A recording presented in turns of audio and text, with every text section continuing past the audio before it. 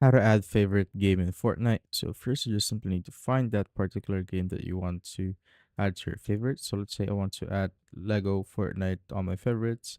So I'm just going to simply click on the three dots on Lego Fortnite and just simply click on favorite. And once it's done, it will show a heart icon on just the bottom of the Lego Fortnite picture right here.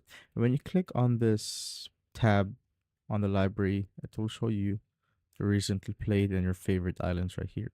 As you can see, my Lego Fortnite is now on my favorite islands. So let's say I also want to add another game right there.